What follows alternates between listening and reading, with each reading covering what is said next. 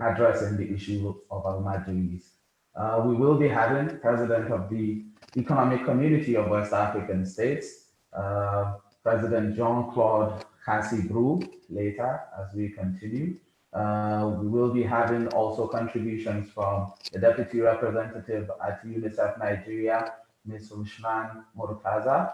Um, we are delighted also to have Ms. Mariam Uwais, who is Special Advisor to the President, President Muhammadu Buhari on social investments.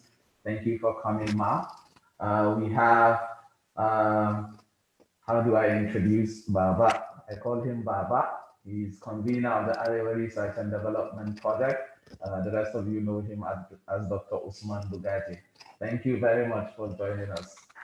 We have Chair of the Almajiri Child's Rights Initiative, of the board of the Almajiri Child's Rights Initiative, Sheikh Nuruddin Lemu. Thank you for coming, sir.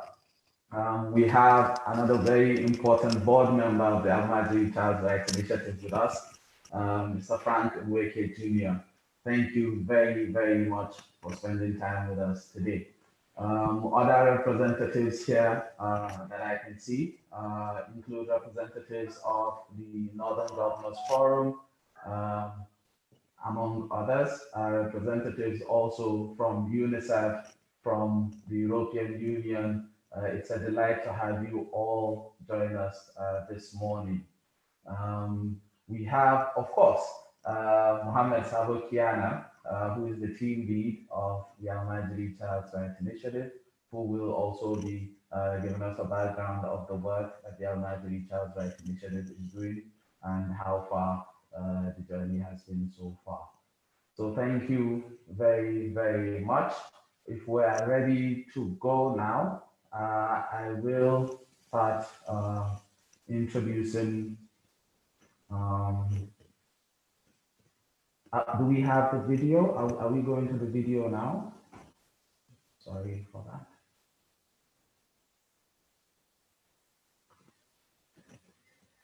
Okay, so before we go to the video, I'll just take a quick moment to set a few session rules for participants. When you're making contributions, especially as a panelist, please put on your video. When you're not, it would be nice to reduce the bandwidth for others by just switching off your videos at that point. There will also be a point when everyone will be asked to put on their videos altogether, so just so we're clear. For participants, please put your questions in the chat box.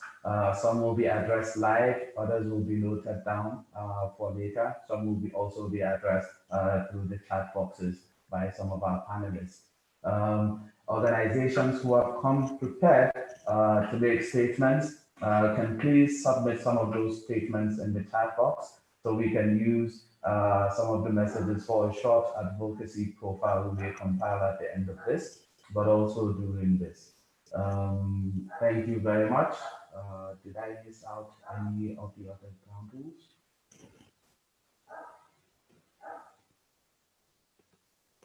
Okay, so one person I didn't introduce before is also here with us right now, Ms. Indidi Uneli, who will be our moderator as the conversation goes on.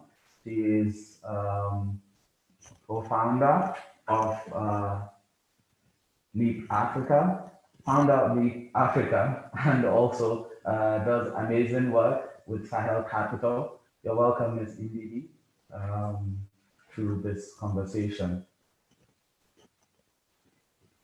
Okay. I will now like to introduce. Okay.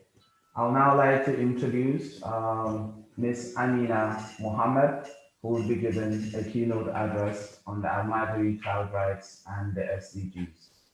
Thank you.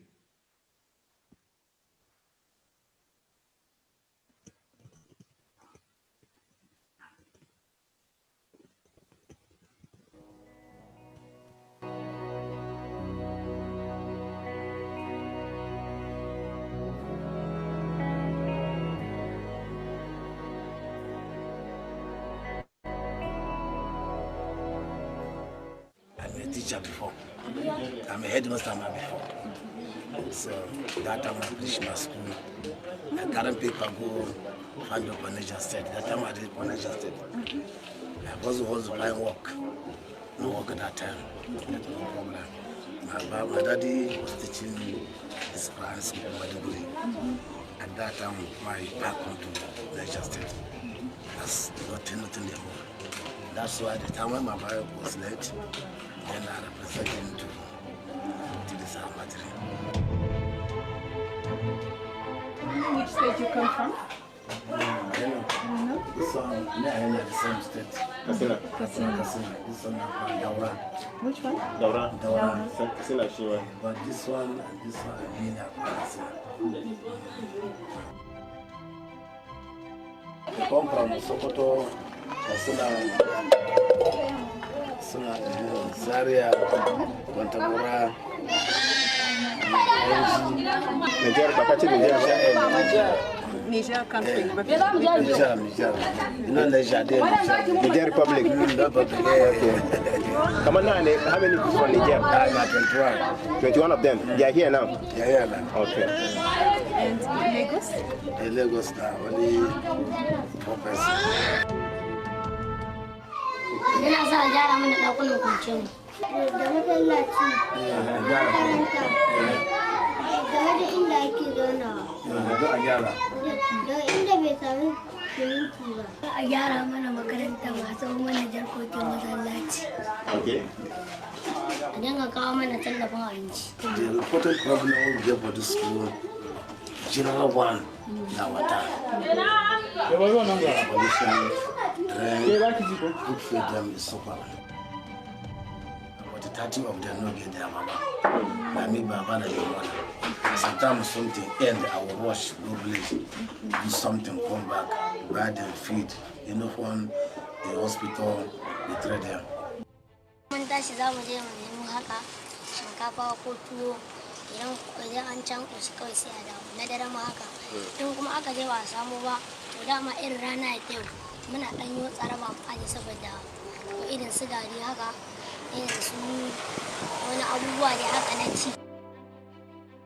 If you teach a boy, we call it Papa. So we don't finish school. And how do you know put up from primary school? Don't carry and direct to primary school. From here to primary school. Somebody said they need work. We'll go back to work. Put them, we pay little money to put them. Yeah, so Simon.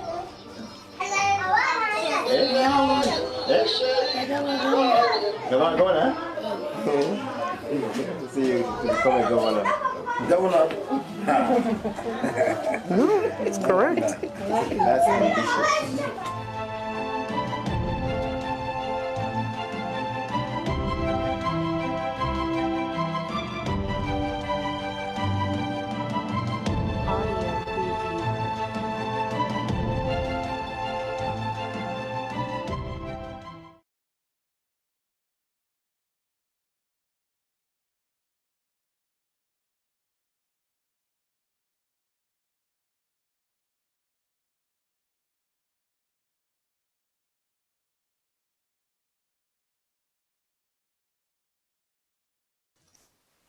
Okay, so did we all get the opportunity to see the video?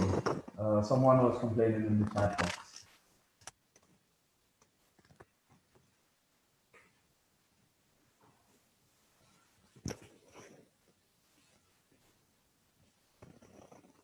Hello?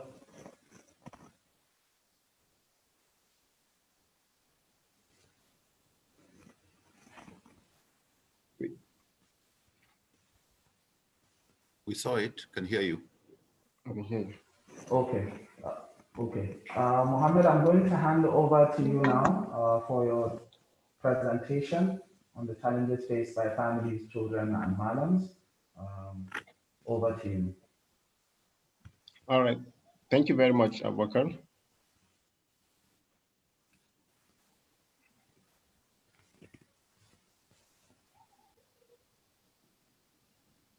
Good morning, everyone.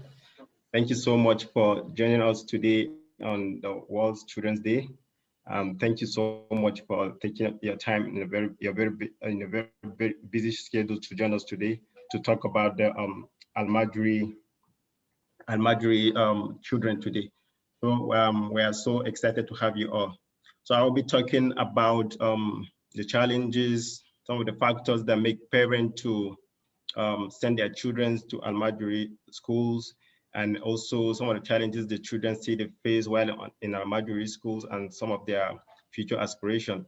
I'll also be talking to you about the parent and also the Malam, of course, the challenges that the Malam face, and also the gaps that we think and that needs to be addressed by all of us, the government and indeed all of us. So by way of introduction, the COVID-19 pandemic kind of exposes highlights the vulnerability of the Al-Madri children. We all know that they have to beg every day on the street before they eat. So during the COVID, while a lot of us are trying to observe social distancing, they were on the street facing the virus and of course trying to survive, And so that kind of highlights significantly the condition of the Al-Madri children, and it get the government and everybody to react. And part of the government reaction was to repatriate some of these children back to their community. And a state like Kaduna repatriated about 35,000 of these children across the country and beyond. And then other states like Kano, Nasarawa, and Niger also did some repatriation, which we believe they are up to 40,000 and above. And within in the last 3 months, UNICEF and ACRA partnered together to track about 240 of these children that were repatriated. So we tracked some of these children to communities, about 26 communities, both in Kaduna State and Sokoto State, to engage with them, to ensure that they have been reunited with their family, and also to find out about some of the challenges they face as children. So, and having engaged the children, of course, some of the challenges that they told us is something that we all know. So we had the opportunity to establish that challenges with them. And so there are 5 challenges that we summarize as something that they face and something for us to all look at for. So they of course explain the fact that the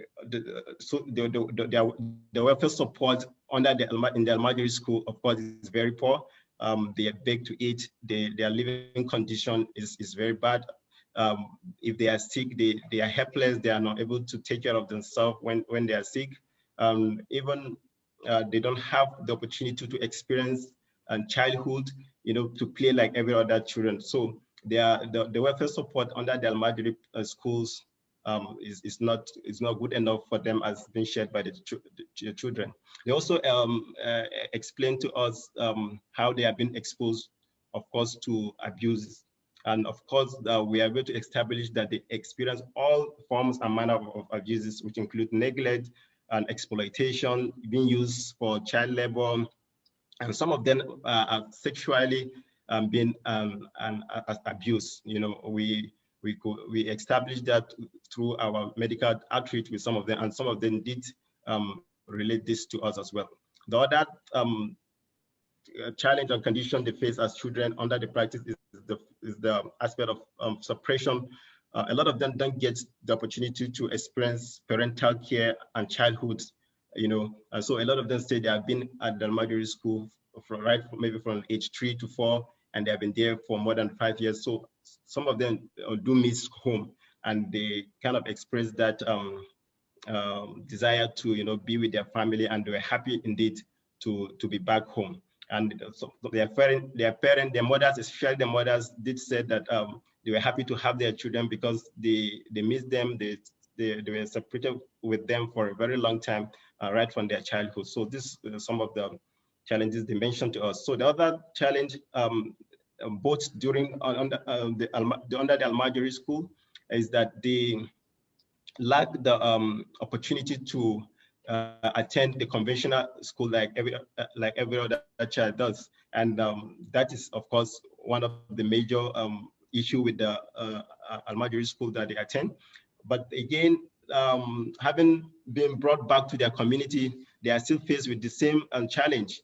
Their community, they are not. Some of them are not having the Quran education as well as the conventional education because the school is not there. So the combination of these four factors kind of exposes them further in their adulthood, and then making them vulnerable and become victims to be exploited further or be used for violent activities because they are not, of course, equipped to be able to fit into the current job opportunities. So having discussed these challenges the children face. Wait, could you put it in slideshow? There was comments because we can't see properly. Sorry to interrupt. Thank you. I thought I shared my screen. So you can't see the screen? No, in slideshow at the bottom. If you click in slideshow, then it will come much clearer. Slides.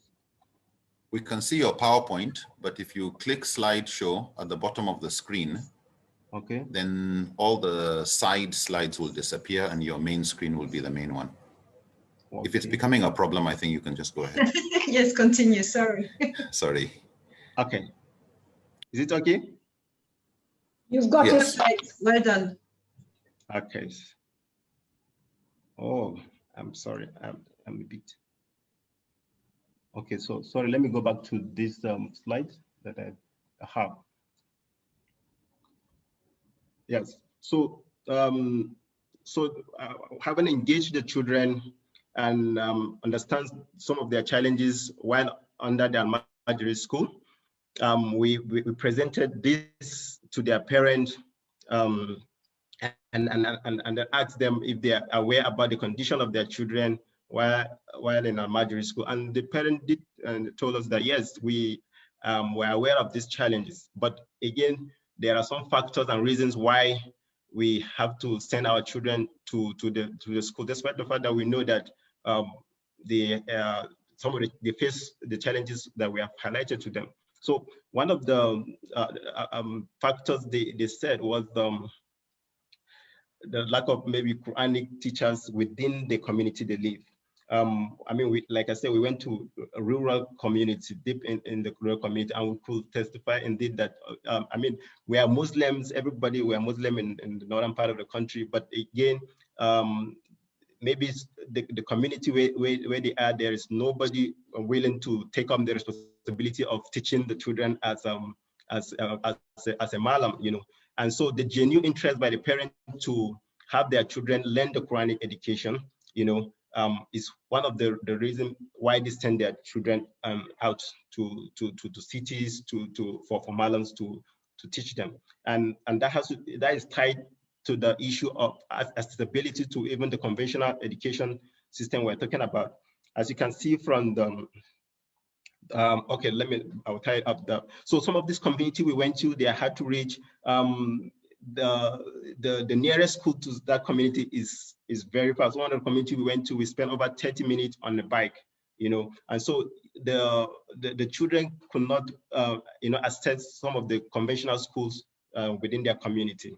So the access to school is a challenge for this parent to send, and it becomes one of the factors why they send their children to Almajiri school. So also tied to this is the issue of the education crisis that we all know about, a low quality of education and teaching.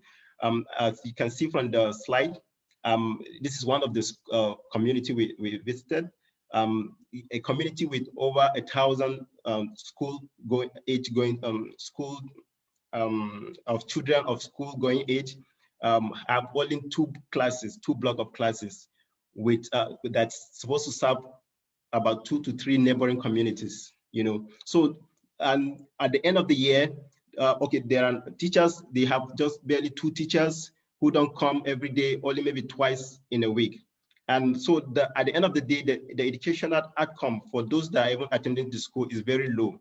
And this kind of make the parent to lose interest in the conventional school. I mean, one of the fathers said, every time my daughter comes back home, I check the book, I don't see anything.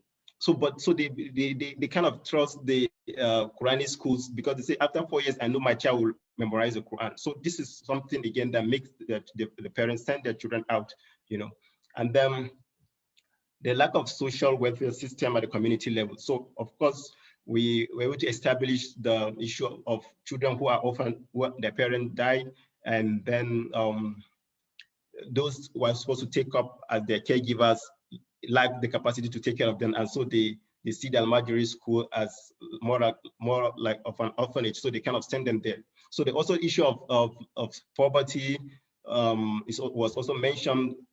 Parents with a large number of children cannot take care of them, and so they also send them to Al-Majri school. So we also engage the Malams to also have their own views as to what the challenges they face. So tying down to what we had from the parent, the Malam have large number of children under him, 200 and above, he's serving as the father, the mother, and their teachers. And then with little or no support from the parent, and of course, since the system is not recognized, there's no also institutional support from the Malam, So there's also lack of infrastructures, no water, access to water, and there is no toilets. The children, most of them sleep outside. We're in Hamatan season now, a lot of them sleep outside, And then another gap in the part of the teacher is they lack some level of qualification. Most of them are only good at teaching the Quran. The other component of of education that we know in terms of discipline and inculcating some habits, counseling to the children, they don't have it, So of course, this is a chat that from our conversation, a lot of the children, of course, as we can see, there's survival chat. A lot of them beg to survive. Some engage in menial jobs like shoe shining to survive, and then some go and do some housework to get food to survive. And on the educational preference, a lot of them have future aspiration. Some want to become governors, some want to become doctors as well. So a lot of them want to go to both formal and the Quranic education. And while some will say, oh, I want to maintain I want to become Malam, so we want to just go on with our, we want to just have the Quran education alone. And then while some say, we want to go to formal education alone. So these are just some of our observation as to the gaps that need to be addressed. So we can clearly see that, a lot of parents told us that if they have the conventional schools within their community, they're happy to keep their children within the community to go to both type of schools. So there's need for government to increase investment on education at the rural community level. And then the Al-Majri practice, wherever they are existing now, before we have a more structural solution, it need to be there's need to be some form of regulation to give it minimum standardization or regulate. Just minimal regulation, and then social protection system at the community level. A lot of the children where these Al-Majri schools are being abused before our eyes. So there's no social welfare system or within the community that protect their right as children. And then lastly is the issue of information intervention as an advocacy and enlightenment on the part of the parent by the government to the parent and the Malams. A lot of them are want the reform that we want for the system, but they are not adequately being informed and enlightened. So a lot of them appreciated us coming to engage them at the community level. So when we do more of that, I think we can get their support. Thank you very much for listening. Over. Thank you very much, Mohammed, for that presentation and for setting the mood for the conversation we're going to be having. At this point, I will hand over proceedings to Ms. Ndidi Nguneli. Good to have you here once again, and welcome. Over to you now. Thank you so much. And good afternoon, good morning to all of you. And thank you for joining us. We have people joining us from all over Nigeria. This is a very, very critical and important issue. And clearly, There's so much engagement already on the chats. I want to, on behalf of the team, welcome you to this very important discussion. The objectives of today are to take stock of the situation of the Almajiri children in Nigeria and explore ways forward, to explore regional dynamics across the entire system and to look into best practices from other countries and to mobilize increased support and coordination to address the situation of Almajiri children, especially after the outbreak of COVID-19. And I think Mohammed has already gotten us on the path towards achieving some of these objectives today. So thank you, Mohammed, for that excellent presentation. How did I get roped into this? My name is Ndidi Mune Ali. I'm the founder of Leap Africa, and Mohammed is one of our proud alums. And this year, he was selected for the Pamela Schwab Social Entrepreneur of the Year Award, an award I created in honor of my mentor, Pamela Hardingen, who used to work at the Schwab Foundation for Social Entrepreneurship. And it just demonstrates how important and timely his work is, that he was selected from across the entire country, and he's going to get to go to Oxford this year where Pamela used to work. So congratulations, Mohammed. Now, Mohammed, your presentation was very compelling, and the chats have been coming in saying how fantastic your work is, your analysis is on point, you've raised a lot of issues and the way forward. You also showed us a fantastic video which you created in collaboration with UNICEF. So before we let you off the hook and invite other speakers, can you just spend a minute telling us about the video and why you partnered with UNICEF on that video?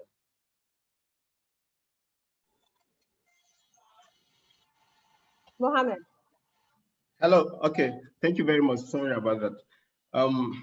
Yes. The video indeed was produced in collaboration with UNICEF, and as we are preparing with the UNICEF team ahead of today, we thought it was necessary to go to the field, engage the madam and the children themselves, just to also hear from them directly, and then have it, of course, played here. And of course, our collaboration with UNICEF has to do with the fact that UNICEF has been known to work around the rights and of children to education and protection across the world.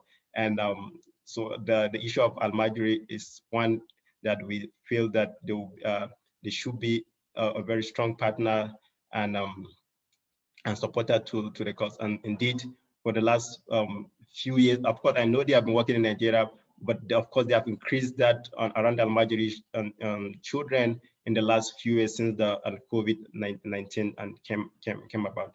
So just a few comments on the video. Thank you so much. And thank you, Mohammed, for the good work that you and your team are doing across Nigeria. We're so proud of you. And you've brought in some fantastic speakers and panelists today. Many of them are my friends and partners in the cause for a better Nigeria. I think at this point, we are going to ask for some remarks from Dr. Usman Bagaje, who is going to be talking about best practices for the protection and education of Almajiri children around the world. Is Dr. Usman with us? Yes, I am with you. Fantastic. Welcome, sir. I don't know how much time I will have. I suppose unfortunately, we're already running behind schedule. So if you can just share some best practices for 5 minutes, that would be fantastic. Well, let me first say thank you for giving me the opportunity. Hello, but sorry, sir. Excuse me, sir. Sorry, sir. Oh. But I'm sorry, the DSG is around and she's expected to. Fantastic. Okay, fantastic. We are so honored to have her in our midst. Yes. Thank you. It's my pleasure. Sorry, I did not realize she was here. We're just delighted to have Ms. Amina Mohammed, who is the United Nations Deputy Secretary General, who has made us so proud on the global stage with her phenomenal work. Whenever I see her on the newspaper or on television, I wave and say, that's my sister. So we're just delighted to have Amina Mohammed. Welcome, Madam. Thank you so much, Ndidi. And I cannot be the person to bump off Dr. Usman Bugaji. So maybe he should say something for 5 minutes. Is our big brother and very much respect the work that he's done on this issue. So Dr. Usman, do you want to go ahead? No. Please, Amina, please. Continue, Amina. I would. Thank you very much. Well, you know, look, this is fantastic. Indeed, like you, I'm very excited. I've been trying to see who's online. And so I saw Mariam Uwais, I saw you, Frank Nweke Jr., His Royal Highness. I mean, this is fantastic. It's great also to come in behind the PowerPoint that was just shared to us by Mohammed, which, you know, really brings us up to speed on what is an incredibly important issue. And as we celebrate Children's Day, we have to remember it's unfinished business, and this is really critical to all of us. So really happy to be with you on this day. It is about reaffirming our promises that we made to children in 1989, and we're still far from fulfilling them. And I'd say that's the unfinished business, but it is within the framework of the SDGs, where children are at the center of when we see Leave No One Behind, because they are at the core of our families, our communities, our societies, and the health and the rights of our children are a barometer to how well our country would be doing, our continent would be doing, and the world at large. So today it really is one about reimagining a world where every children's right is respected, including the most vulnerable of children. And today we are speaking about our Al-Majri. In 2003, Nigeria had adopted a framework for protecting children through the Child Rights Act. But we all know too well that it hasn't been fully adopted across the country. And even where it has not taken root. And we really need to see that not as an add-on to a development agenda, but really at the center of the work we do on inclusive and sustainable development. We've seen a lot of this play out in our lives, in the lives of the street children in Nigeria who remain unprotected and left to fend for themselves. So it's not as though we don't see them. Every day we drive past them, we walk past them, we talk about them, but in acting on making sure that they are all in a safe place, in their homes preferably, but also being attended to as they should. They are left to fend for themselves. They're living in precarious situations. We've just heard that from the PowerPoint that we've had. And you know, very basic things that we take for granted. But I think more tragically, they are vulnerable to violence, to exploitation, and recruitment into many of the conflict issues that we see in this country across borders. And I think one of the things that we don't talk so much about today, maybe as we have faced the issue of Boko Haram, but certainly it is a forgotten issue, but it is very deep. And I think, you know, people who work with this would tell us is mental health. And mental health issues are not issues that are done with over a day. This could follow you for life if it isn't tackled right from early on. They also face a lot of stigma and social exclusion. And that's, you know, for them really difficult when we talk about the reintegration, and an important part of what we need to think about. The COVID pandemic has exacerbated a lot of what we've seen across many issues. But let's take that crisis as an opportunity. For countries like Nigeria, it's a socioeconomic crisis more than it is the health crisis. And we're fortunate that it isn't the health crisis, because it would have been double trouble. But we do have a socioeconomic crisis, and we have an opportunity in the response of the stimulus packages that have been put in place to actually invest in ensuring that that recovery includes street children. And it can be done, it's not just a federal stimulus package that we're looking at.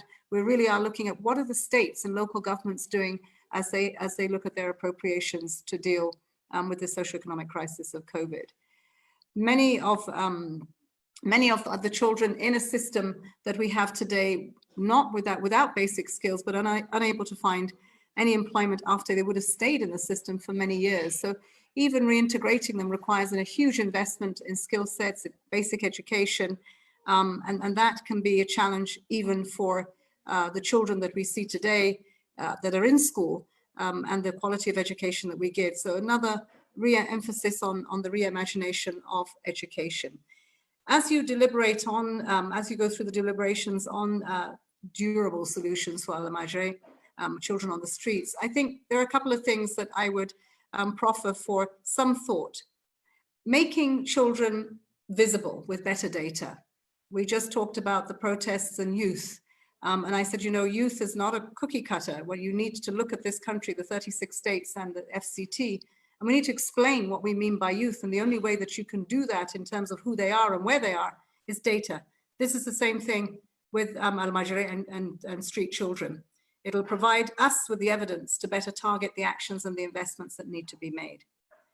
The second would be the place of a child, of course, is at home, not on the streets. And how do we better support that reunification? There's no family that willingly just gives out a child knowing that it would not be taken care of. Their hope is that it's in a better place than it left. And in many of the homes, we know that issues of extreme poverty prevail, and they have not found the means with which to keep children within the family. So it's not just about the reunification of a child or the family, but the support systems and how you change the economy within that village, that community, that town, that state, local government. The third, of course, is access to education, which will be critical. Whether it is formal or Quranic schools, we have to find ways to ensure that children acquire the basic skills of numeracy, of literacy, and we don't give them a second place in society by not bringing them into technology, not increasing that technical divide. So anything that we do today, we need to give them the very best of what is available, what we want all children to have. And so the technological aspect, investments that need to be, technology aspects of this need to be considered. This all requires a strong policy environment. There are many policies in Nigeria, but they need to be brought together. There's a lot of fragmentation and a lot of siloing, and that we need to bring together, ensuring that all three arms of government are coherent within the policies that are made, from the executive to our parliamentarians, and of course the justice system, which is essential for this to be sustainable. Finding the durable solutions mean that we have to confront the challenges of each kid and each state and each locality that we find them. But thank you for having me, and I really am so pleased to be able to say a couple of remarks, and I look forward to hearing the rest of the discussion as it goes forward. Thank you, Ndidi, and thank you, colleagues. Thank you so much for those excellent remarks. Thank you for being such a champion for Nigerian children, and thank you for your wealth of experience and your legacy of service. I mean, for the last 20-something years that I've known you, this has been at the core of your work. So thank you on behalf of the entire team. Thank you for raising the issues around data, policy, ownership, the engagement of community, and the multi-stakeholder critical approach. This is an ecosystem approach as required, and no one is left behind. So thank you so much. We know your schedule is extremely busy, and the fact that you spared the time to be here is truly an honor. So on behalf of the entire team, I thank you. And I know that your team has told us you're not going to be able to stay for the entire session, but you have a few chats that are coming in and comments. So please, if you can respond to some of the questions and chats before you leave electronically, that's fantastic.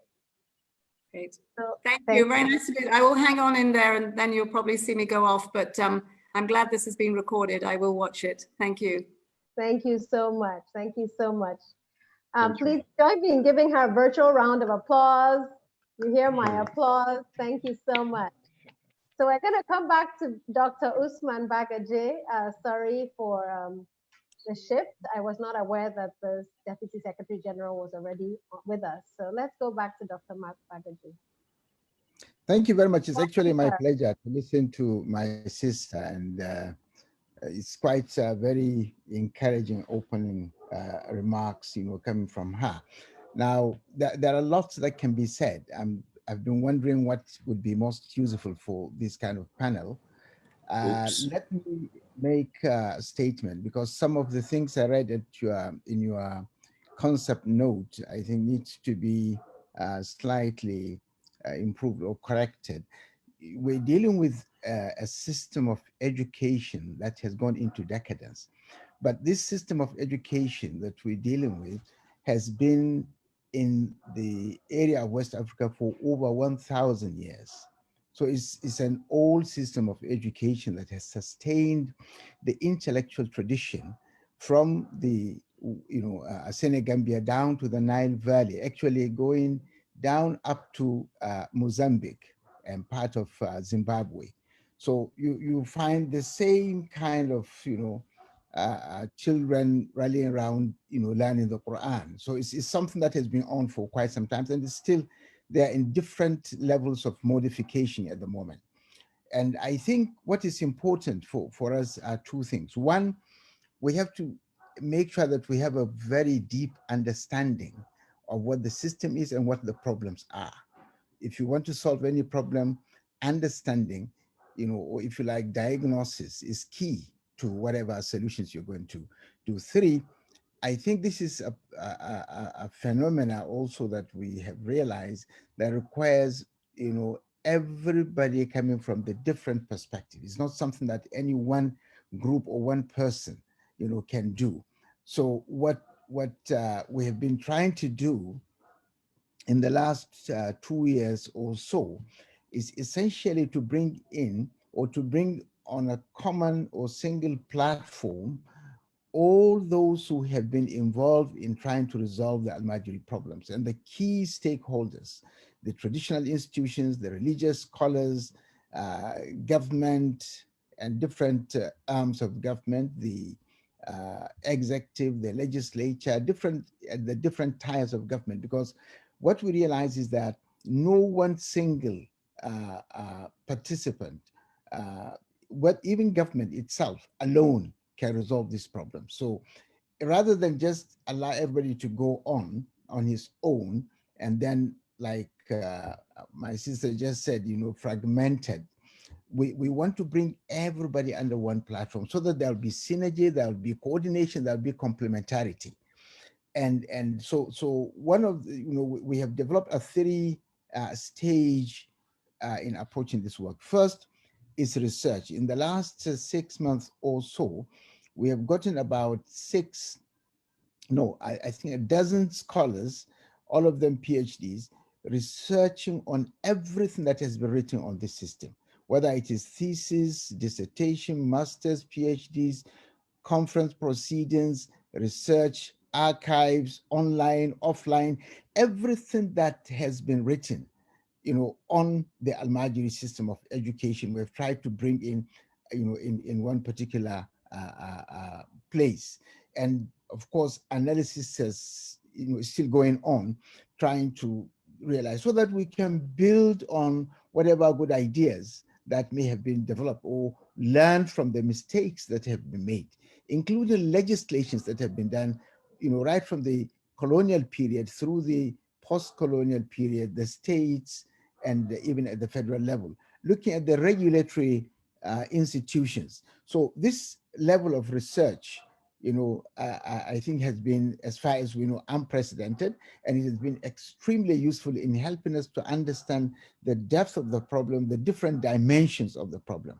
And based on this research, even though the analysis is still going on, but what we have seen so far, we have come up with the second stage, which is to say, we disaggregate this very complex issue into different kind of committees. We call them cohorts because we bring experts in the different fields. So we have identified the need to look at the different type of models and the logistics.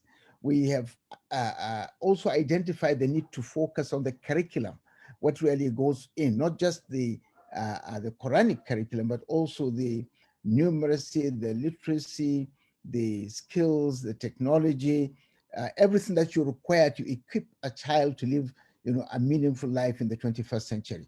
We also realize there is need to look at advocacy and parental responsibility. So these are issues also that need to be handled, because at the bottom of it, even if you are able to solve all the problems of the children on the street, until you can plug the very source of this, which is essentially parental irresponsibility, you need to do something about it. So there is a cohort on advocacy and parental responsibility, and I'm glad to say that Muhammad Sabakana is the secretary of this particular cohort. And then we also look at the legislations, the ones that have been done before, how effective have they been, how can we bring in more effective legislations, how can we stagger them over a period of time. As we do more advocacy, we can go into more, and how do we have regulatory institutions at the local government, at the state, at the federal level, and how can the existing regulatory institutions actually be able to function better. And of course, finally, the issue of funding. How do we fund the different type of models? So we have already done a workshop on the models, because we think if we are able to develop the different type of models that, and of course we are building on the best practice around the world, particularly countries like Morocco, countries like Sudan, countries like Malaysia, even Turkey. All these are countries that have had some kind of Quranic education for children at the beginning, but they have been able to improve and develop them, and they have become part of the mainstream education. So learning from this, we have developed about 7 models.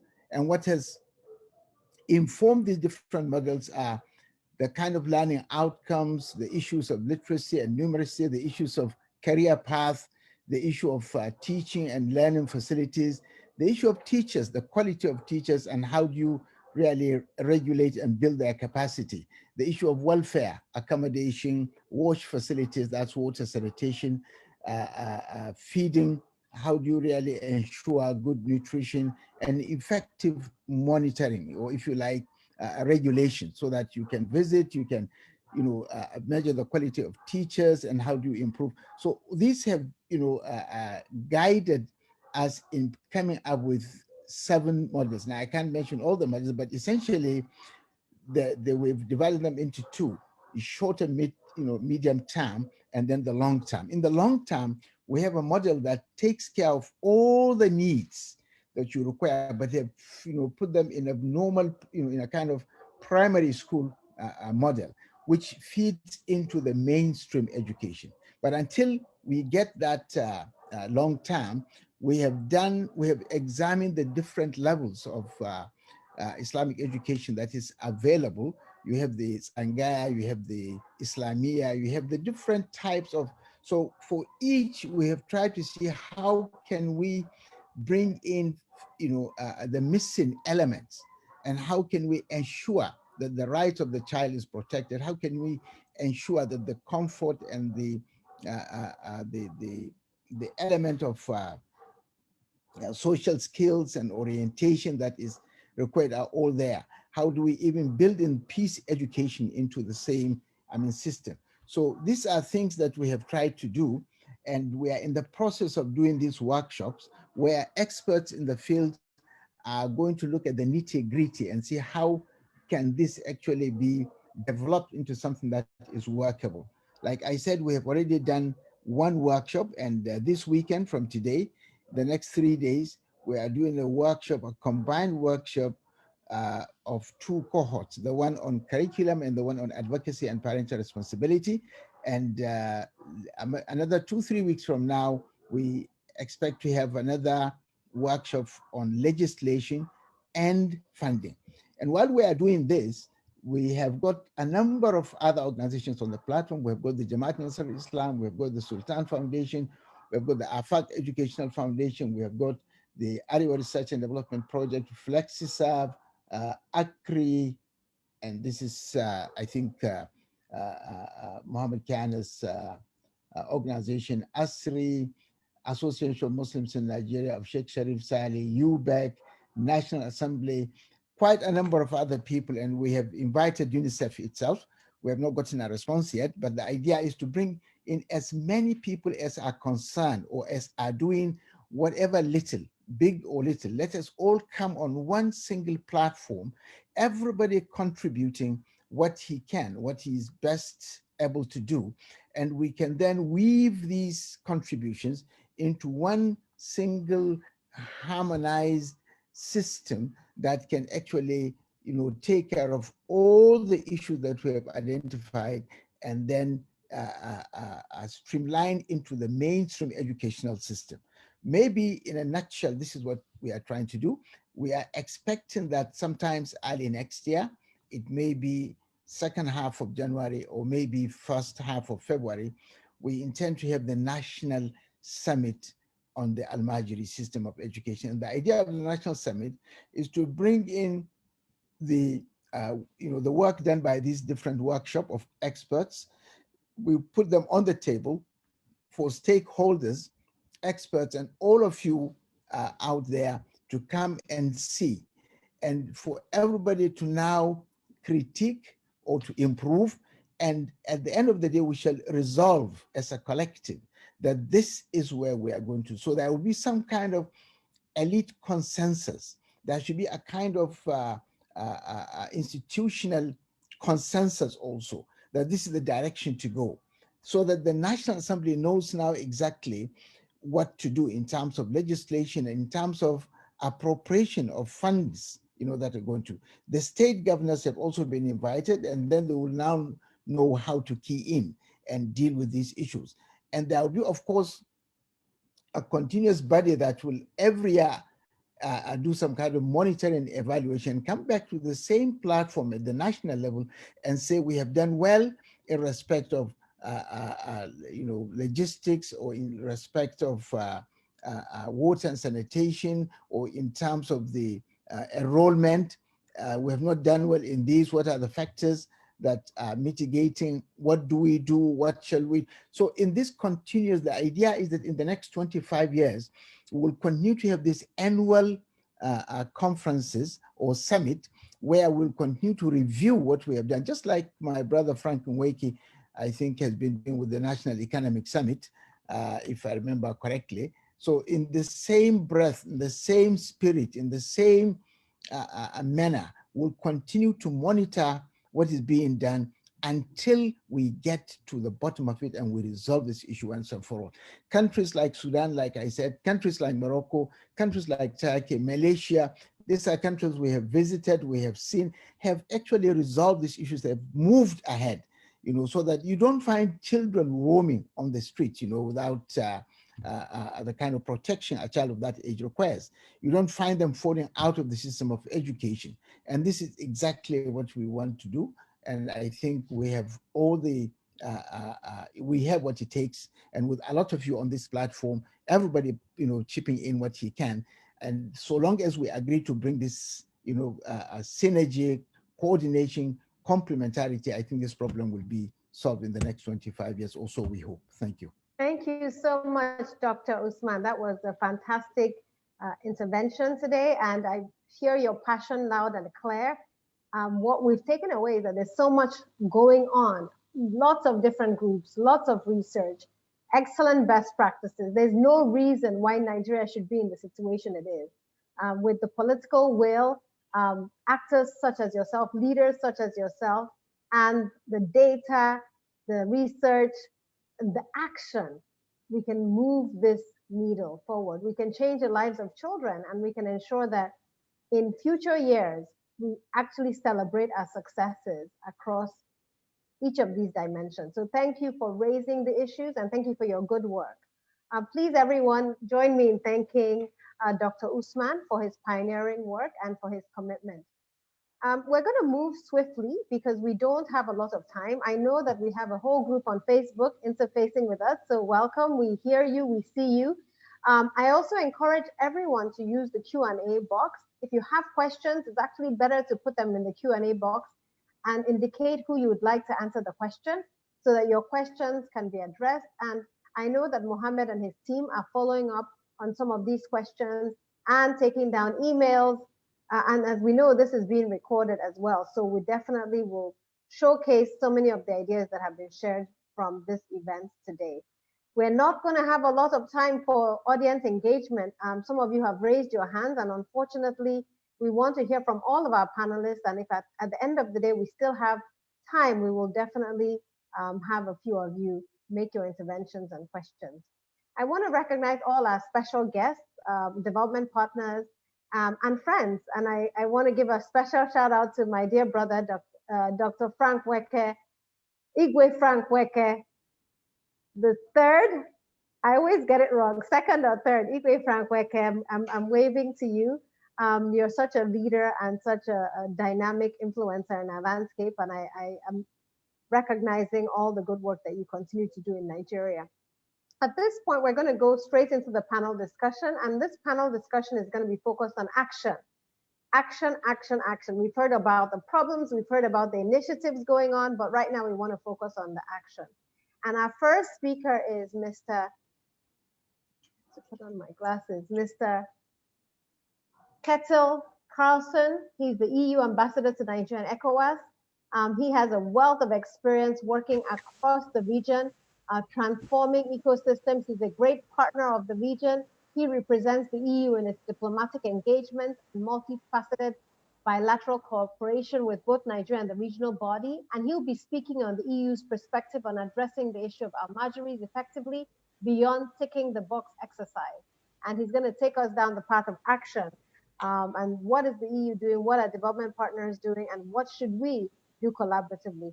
Welcome, sir. We're delighted to have you. Thank you very much. Can you hear me? Okay, I didn't hear you, but I read your lips. You said that you heard me loud and clear. And thank you very much for this wonderful introduction, and kudos for your pronunciation of my name as well. It's not even easy to pronounce in my own home country, Denmark. So that was a pleasant surprise. And again, thank you for really an excellent and rich and inspiring dialogue. It's been quite amazing to follow the interventions up until now. And great to see the Deputy Secretary General and my good friend Amina as well joining this conversation, because it's so important. And let me say up front that the rights of children and youth are right at the core of the priorities of the European Union. It's part of our foundation, and it's certainly on the top of the priority list for our engagement with Nigeria. But that's easier said than done, of course. I think if we do not get it right in terms of providing opportunities and operating with a genuine rights-based approach where we provide the necessary basic services for our children and the youth, then all other aspirations, all other ambitions will fundamentally be in vain. So this is a cross-cutting and absolutely vital priority. Now, when it comes to the Almajiri children, I think that we have seen a situation during the year of 2020 where on one side, we have seen an acceleration of the challenges. We have seen how already existing social challenges have been exacerbated by the lockdown, by some of the political responses as well. But on the positive side, we have seen the matter growing on the political agenda. And of course, that's an opportunity that must not be lost. But quite frankly, often we see that when the dust settles, when societies go back to normal, then quite often we forget about some of the reflections that took place during crisis. So I think one of the things that we can do as international community, together with all of you, is to make sure that the issue of Almajiri children will not drop from the agenda again. And I know a lot of adjectives are being used for Almajiri children, you know, street children, begging children, poor children. But by the end of the day, what we need to recall, of course, is that above all, they are children, and full stop.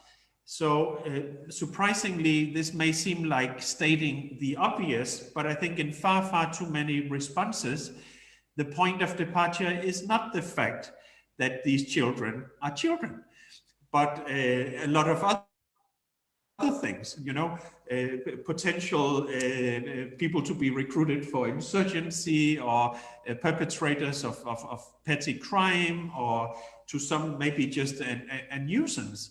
But we must recall that they are children, and that must define our policies and our engagements. Because once we recognize that they are children, then of course we immediately must look at what do they need, what do they deserve, what is their right.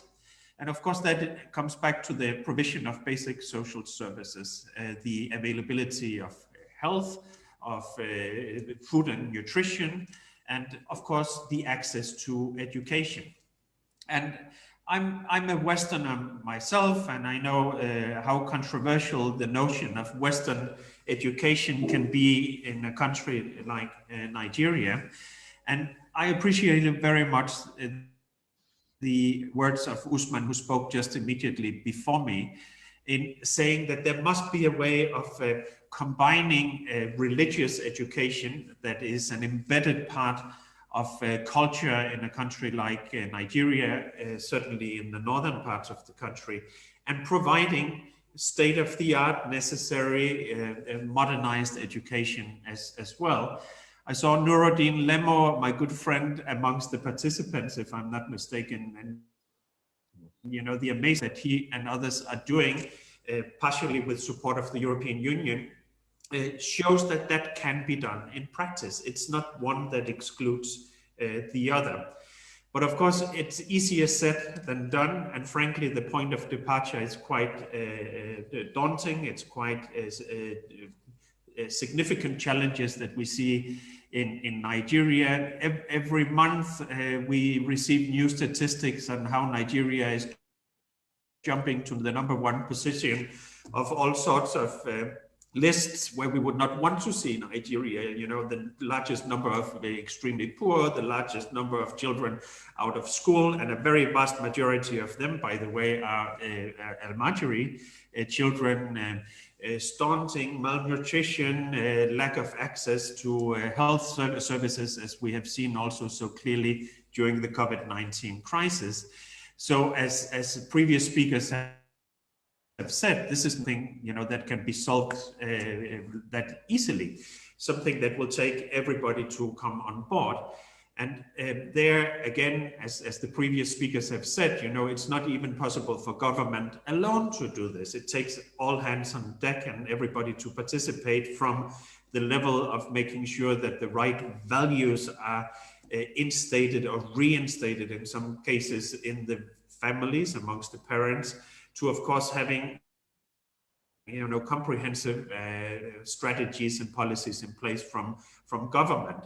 And the international community can play a role, of course, and, you know, the likes of the European Union providing massive support, of course, throughout the country, UNICEF and others. We do give this a lot of priority, but we must also recognize that the support of the international community cannot be a panacea, if you wish, for solving the social challenges in Nigeria and beyond. What we can do is to orient and focus the support that we have towards such key and important activities, such as supporting the rights of the most vulnerable children in Nigeria, and making sure that that is very carefully linked with a policy dialogue with all the key interlocutors that we meet. We just had a ministerial meeting between the EU and Nigeria, and this issue was on the top of the agenda. You know, the commissioners and the senior hierarchy of the European Union stressed again and again the importance of making, having real opportunities for the most vulnerable children and youth in Nigeria. And this was echoed by our Nigerian counterparts. So the political will is there, but of course, much more needs to be done to see that political will translated into genuine reforms on the ground. So again, I wish to really thank you for this wonderful debate, and, you know, hopefully this can help sustaining the political pressure to make sure that the issue of Al-Majiri children is not dropping from the agenda. We saw, I think, some concerning messages earlier in the year where some suggested that this is a problem that can be solved by expelling the children, by merely closing their schools, or by banning them from the streets. But of course, all of these solutions oversee the most fundamental needs, namely to look at what are the root causes and how should those root causes be addressed. And that takes a long time, it takes a concerted effort, and it takes everybody to help. But certainly the European Union is there. We are looking at what should be our future priorities, our future programming for the coming years in Nigeria. And this dialogue comes at a very pertinent moment, making sure that we can include all of your reflections as well as we look at what should be our engagement with Nigeria in the years to come. So thank you very much for this opportunity, and I wish you a very fruitful debate. Thank you. Back to you. Thank you. Thank you, Ambassador, for those excellent remarks. Please join me in thanking the Ambassador. I think what you've reinforced is that they are children. They are children. And as a mother of 2 children myself, and someone who works across Nigeria, especially in northern Nigeria, I see the children. I see them and their children. And for all of us who have children or who remember our childhood, the need for protection, the need for security, the need for nutrition is a right that all of our children deserve and every Nigerian child deserves. So thank you for underscoring that, and thank you for the excellent work that the EU continues to do under your leadership. We applaud your support and we look forward to collaborating more extensively as we move forward. Thank you again, Ambassador. Now I'm delighted to welcome my sister, my big sister, Mrs. Mariam Uwais. She's a special advisor to the President on social investment. And Mrs. Uwais is another excellent champion for women and youth and children as well. She's a lawyer with extensive experience, but over the last few years, she's been working at the forefront of social protection in our country and innovating, transforming landscapes and partnering across the board. And for those who know Mrs. Uwais, not only is she brilliant, but she's extremely, extremely humble and always willing to listen and always willing to collaborate. So it's my honor to invite my big sister and mentor, who used to be a board member of Leap Africa. So Mohammed, I hope you know that there are multiple Leap connections today. Please join me in welcoming Mrs. Mariam Uwais to share her remarks on how the government is working on this issue and what they've done so far to address it. Good afternoon, Mrs. Uwais. Good afternoon, Ndidi. Thank you so much for such a exaggerated report. But I mean, introduction. Yes, it was my pleasure to be one of the pioneer board members of Leap Africa. And so, Mohammed, I'm glad to hear that you're one of our alumni, because I'm still part, as far as I'm concerned, my email address is still at Leap Africa. And I'm very proud to be associated with the work that Ndidi does. I'd also like to thank everyone for the opportunity to speak about what the federal government is embarking upon. We've already commenced, actually. And as we all know, Nigeria is a federation. So a lot of the challenges that need to be addressed at state, local government, and community level. So the federal government's responsibility has to be limited to coordination and incentivization, just providing broad frameworks and trying to incentivize the states to engage with what they provide and what they can do. So I'm also very happy to see Amina, my sister, and of course, Dr. Bugaji, Dr. Lemu. They're all people that I've worked with, and Frank Nweke Jr., where they're all people that have, in one way or the other, supported the work that we have done at federal level, or even in my personal capacity as Mariam Uwais. What we're planning to do, or what we've started, is called the At-Risk Children Project. And it was originally, designed to be implemented around the country, but the focus has begun with the northern Nigerian region, especially with the Almajiri children. And this is because, of course, what we saw during COVID, children being shipped around, and it was expected that they would just go back to school and the magic wand has been waved and everything will just work. And we all knew that it was not possible. You ban begging. What are the root causes? To that extent, I really appreciate what the EU ambassador said. And the research that Dr. Upugaje is embarking upon or has started is really critical to addressing the root causes of this very distressing phenomenon. What we have done is engage the ministries for education, sports, technology, digital economy, women affairs, just to share with them what the plans are. The plans are really to find where these children are. The states will give us these children in specific spaces. And we found the first thing we need to do is make an assessment of what is on ground, because there's no point creating anything new. We had to leverage and deepen the scope of whatever is available for children in the States. We're looking at the programs that development partners already are funding. We're looking at the various initiatives that are being driven on these issues.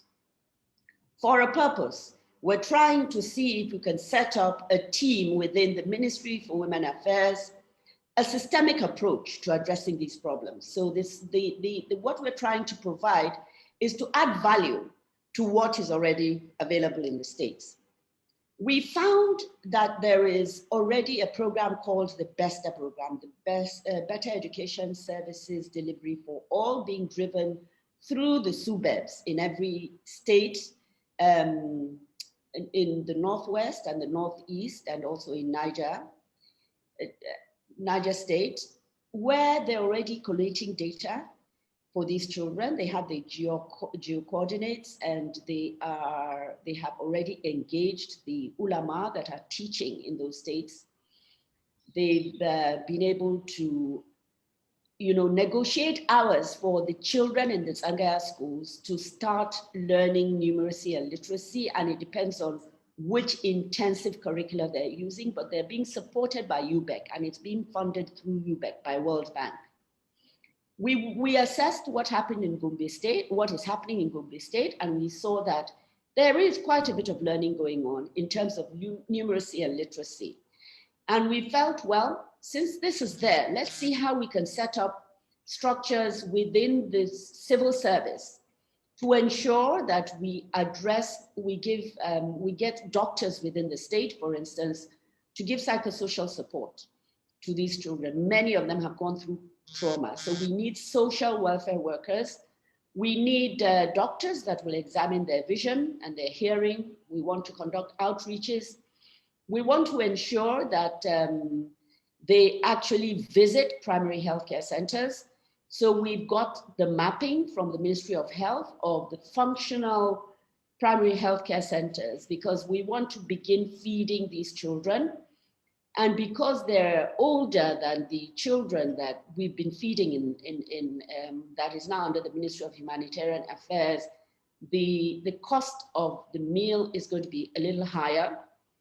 We're planning to introduce entrepreneurship and financial skills. We're working with CBN to see how we can get that curricula out so that we can share that with the states, because many of these children, realities are, especially the older ones, even if you take them back to school, because they're streetwise, they're going to keep running out. So let's make sure we equip them with the skills to be able to take ownership of their lives and do something productive. We're introducing vocational skills, and it depends on what is available in the state. So we've been talking to the Minister of State for Labor. The vocational centers are being made available to us, as well as the NDE centers. We've spoken to the Minister of Sports. We're hoping to introduce different sports activities. We're hoping to start small gardens around each Tsanga so that the children learn how to grow vegetables and do, something that they can actually go home and encourage their parents to do. Now, it's not just farms, small gardens, it's also trying to see if we can get ruminants.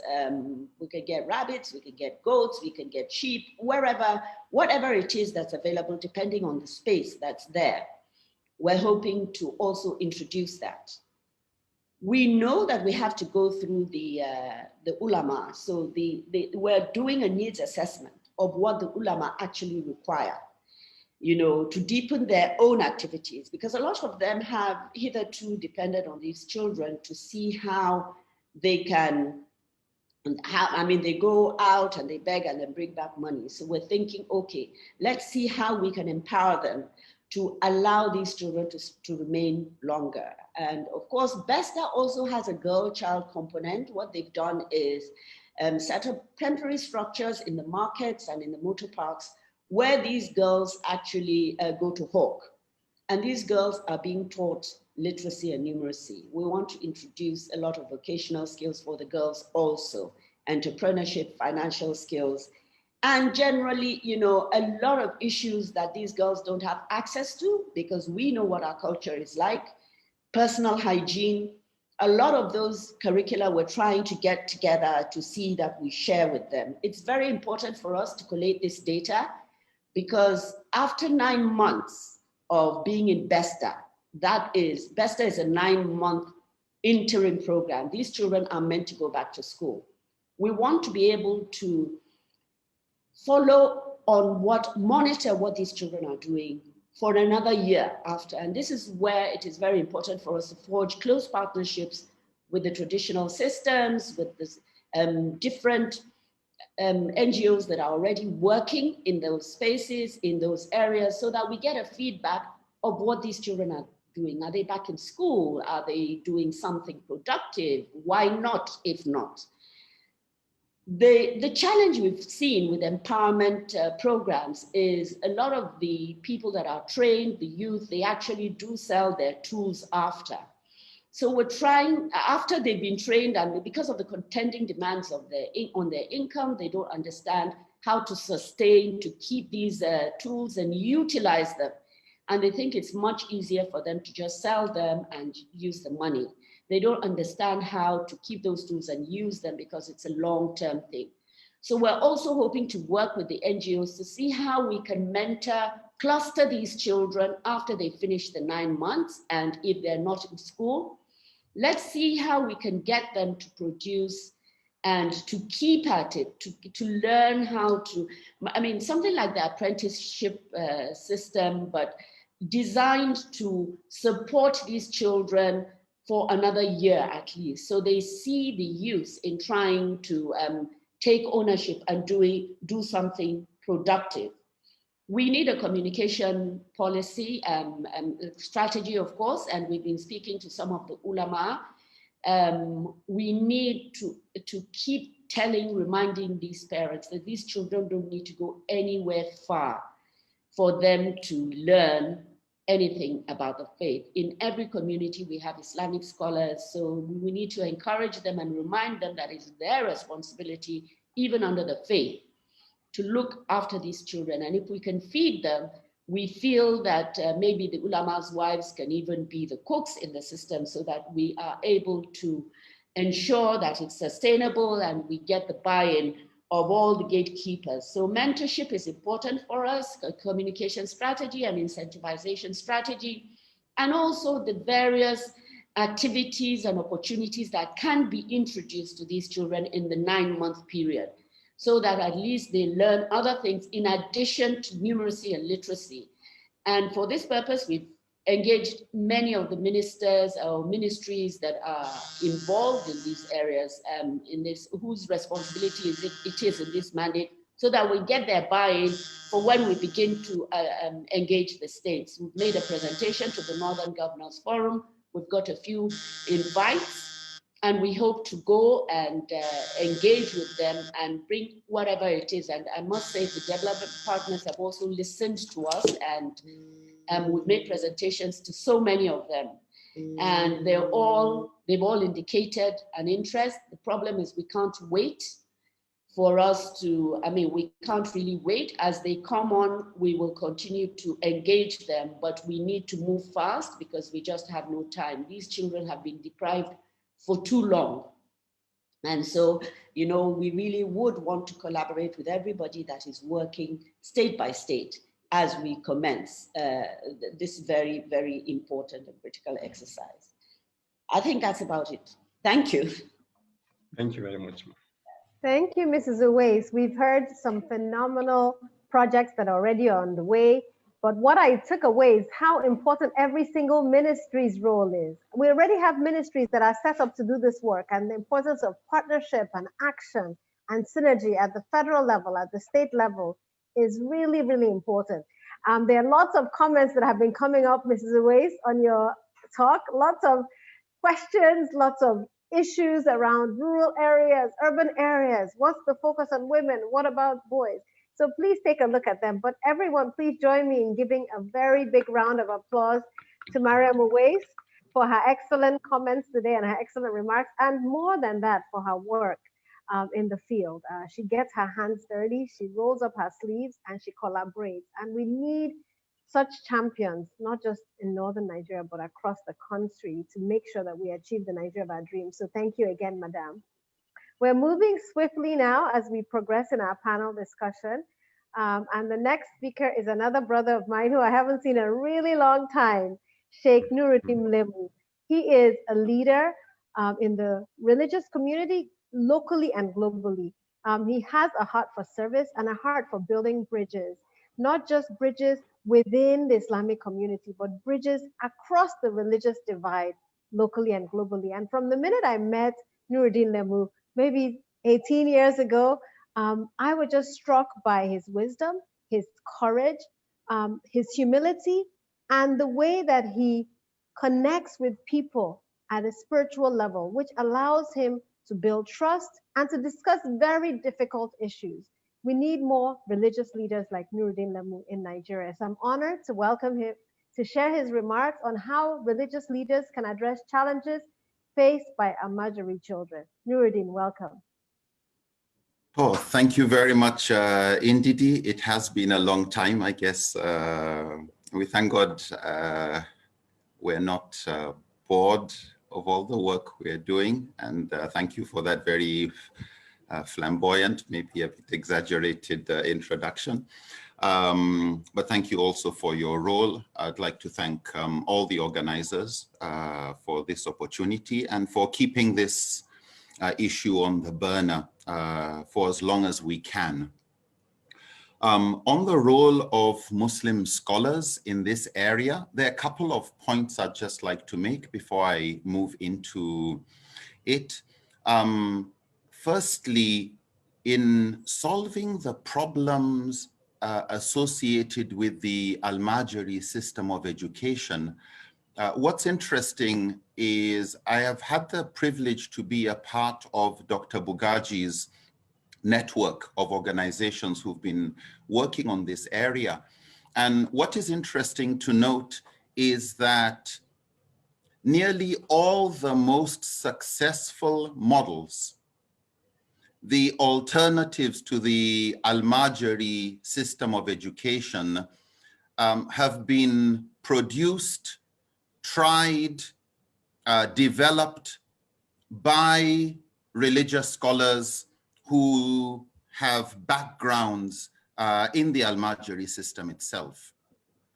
So if you look, for example, within the Tijaniya system of education, because a lot of the Almajiris would affiliate themselves with that group, a lot of the very successful systems that have produced engineers and doctors and top officials within the current government and of course the past have actually gone through systems of education that have worked. The point I'm trying to make is the need for both moral and particularly intellectual humility as we try to solve this problem. That we have a lot of bright spots out there. We have a lot of things that have worked well that just need support, just need scaling up. I have not seen the need for a lot of innovation. I'm not belittling its importance, but what I'm saying is before we try putting in millions and billions of naira or dollars into how to solve this problem, I think it'll be useful to first start looking at what is it that is already working well and how can we scale it up. On the role of religious scholars, of course, like in every community, religious scholars have various roles depending on their qualifications, their specializations, their own competencies and character, their own integrity, and the circle of influence that they are able to affect. At the grassroots level, especially when you go down to the village level, they are the leaders.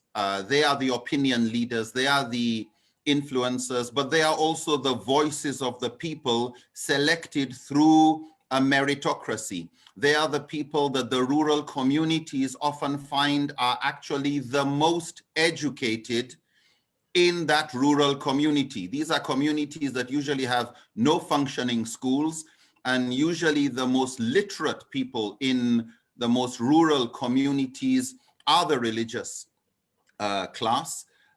They play a role, for better or for worse, as the voices of God in the eyes of the community. You may consider this voice of God or filter of religion as very incompetent, very backwards. Unfortunately, he's the only microphone, if I use that metaphor, that the communities have. If he says this is what the religion dictates, the tendency is people don't have enough education to go and study and challenge him. So the need to recognize these people play a very important role in the eyes of the community when it comes to anything to do with religion or change. When it comes to voices, a lot of studies have shown that the religious leadership and also religious organizations are the most trusted voices within their communities. Consequently, politicians like to use them for exerting local influence, for testing the waters. So in that sense, they are like the barometers or the thermometers. If you really want to hear the voices of the people on the ground, they are the ones that are the channels in the rural community through which individuals who can't speak to the traditional leadership, can't speak to the formal leadership structures, they would usually channel their complaints through their imams and religious leaders who they see every day. The religious leaders are community gatekeepers. They determine a lot. Now, it is said that a community deserves the leadership it has groomed. A community deserves the leadership it has groomed. But if a community has not groomed its leadership, then it deserves whatever leadership it gets. And this is an area where I feel, as we have moved to a more secular form of society, we have abandoned the capacity building and education of the religious leadership. And so at the rural level, where the religious leader is the only voice that the communities trust, or the voice they trust the most, we have a lot of very incompetent people who are the gatekeepers of communities. And so something that we've found really critical, particularly over the last 10 years since the emergence of Boko Haram, the recognition that many communities did not have resilience against the recruiting narratives of Boko Haram, is that these traditional local imams who have a lot of students called Al-Majaris, who, you know, the succession planning is really, the teacher of Al-Majari looks at himself as a success, the community looks at him as the success, and the system of education that produced him produces the next level of leadership. And so unless you can teach the teacher, train the malam, build his capacity and trust that there's another way forward, unfortunately, things will remain on a roundabout. There's motion, but there's really no progress. So I think one area where we've seen a lot of results has been through the capacity building and engagement of the local scholars. This has been critical in building resilience against violent extremism. It's been critical in developing local capacity for interfaith engagement and conflict resolution. It's been critical in promoting women's rights in communities. When the malam is ready to buy in to what you are saying and respect more egalitarian rights for women, they are ready to accommodate more open-minded, fair positions for women in the community that may be culturally inhibited but pushed in the name of religion. The rights of children, once the malams are more educated, they are ready to accommodate reforms to the Al-Majari system. But of course, the question is the need for the government to also ask itself, has its own formal education been something exemplary that has produced in the most rural areas a system better than what the Al-Majri or what the alternatives are. Unfortunately, because of how dilapidated the educational system is, many rural parents just don't find it worthwhile. In other words, it's not that these traditional scholars have a problem with formal education if you show them the curriculum. The question is, does it work? Is my child going to actually graduate with these competencies and this level of knowledge if they go through your educational system? Couple of things to recognize that when it comes to education, therefore, the Al-Majri system, and there are many names, Tsangaya, Islamia, Muhammadiyah, Quranic, Madrasa, different names for a collection. And that's why, if you recall, Dr. Bugaji giving up to 7 or more models that work for different type of cases. But a key point here is to remember that on this subject, to solving the problem, there are very few situations of either this or that. It's usually and. This works and this works. This works in this situation and that works in that situation. Not does this work or does this not work. A lot of it is very context specific. Yes, there's the taking of the children away to education, but there's the need, looking at the size of this population, to look at how can we take education to the children.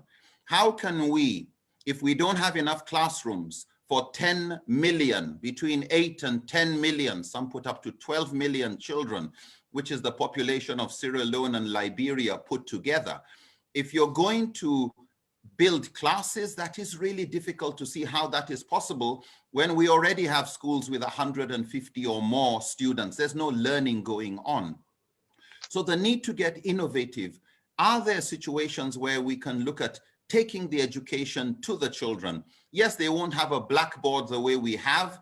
They would not have windows and fans. But if we look at the kind of schools our parents or grandparents went to, some of our parents studied under trees and they ended up with good education, so long as they had a good teacher, good curriculum that was working. While the classroom is good, it's not essential for education. So to consider various combinations that have worked.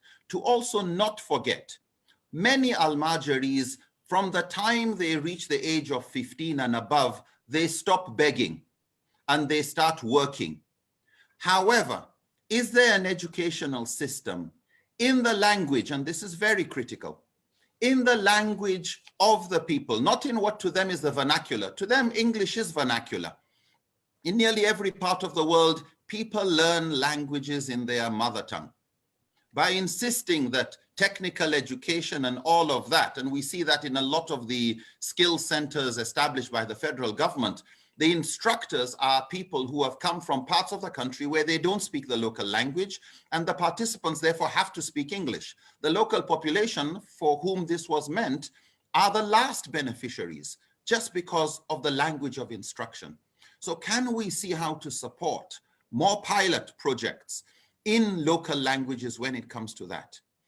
Especially as we have scarcity of adequate English teachers, the need to try and make it a demand-led system as we try to solve this, not supply-led, not just we have these teachers, we have this material, these are our competencies, this is what we want to teach. To try and find out, is that really the problem on the ground? Is that what is really essential? And to take the local scholars along. As I said earlier, as I come to a close on this, I think we need humility in the way we support. Others, we need to be more open-minded to look at what is already working without getting too creative.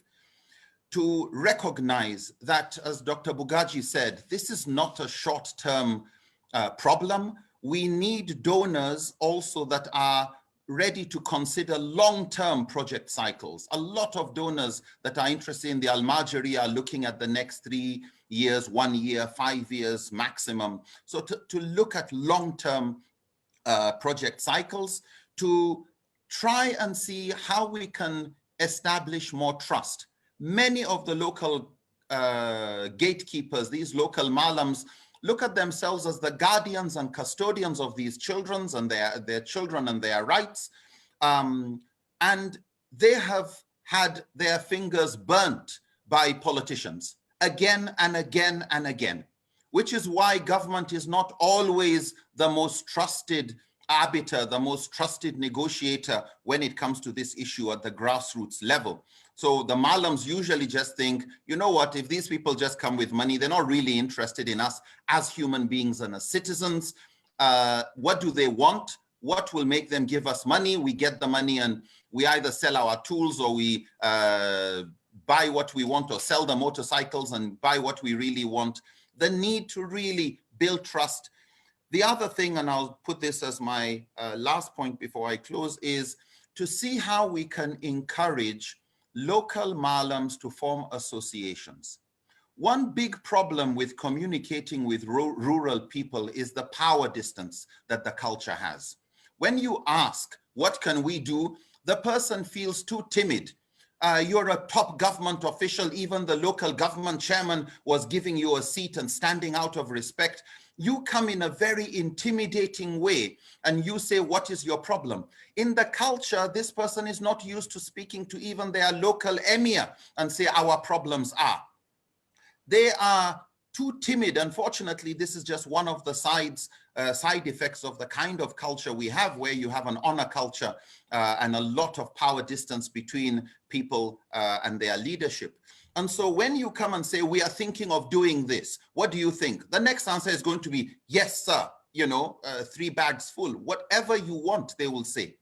If you can help them form associations where they can now speak to themselves, they can now have a voice, they can now independently say what they want, I think you will get greater quality information, better quality diagnosis than just moving in with, we're thinking of this, what do you think? So there need to really be humble and not even take what they tell you directly as that's enough if you've not triangulated that source of information. There will always be early adopters, late adopters. There will be those who will never adopt any progressive thing. And this is not just when it comes to solving the Al-Majri problems, but we work with the early adopters, and the more the early adopters buy in, the easier it is for the big majority of late adopters to buy in. Scholars are ready to support, and we have seen overwhelming support. Their own excitement far out, far beyond what we can supply. Our pilot projects here, there's a long list of Al-Majri teachers who want their children to come through this educational system, which is done in local languages, even using Ajami and Hausa. And we have textbooks in Ajami for maths because we find a lot of them actually don't need English to be plumbers, to be masons, etc., etc.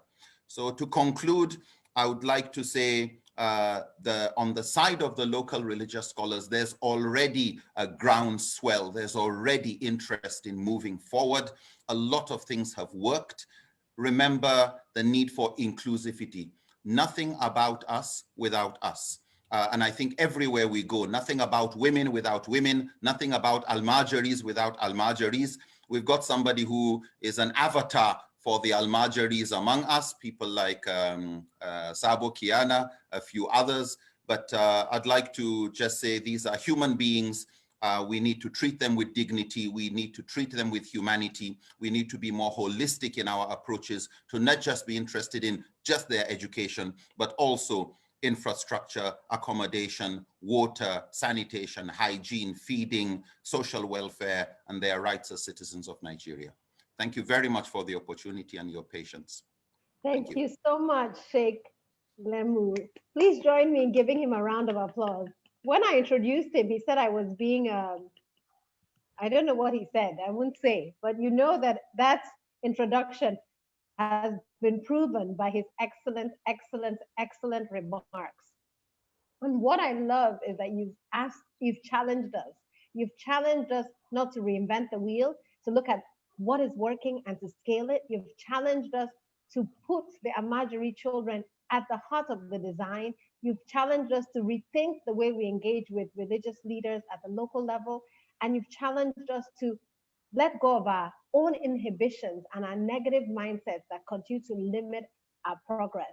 And I think, this is fantastic. I think with every speaker, we've gained new insights and we've learned more. And you see the chat box is going crazy. People are excited and they're energized and they're encouraged by the work you're doing. So thank you so much, sir. We're really honored and really inspired by your comments today.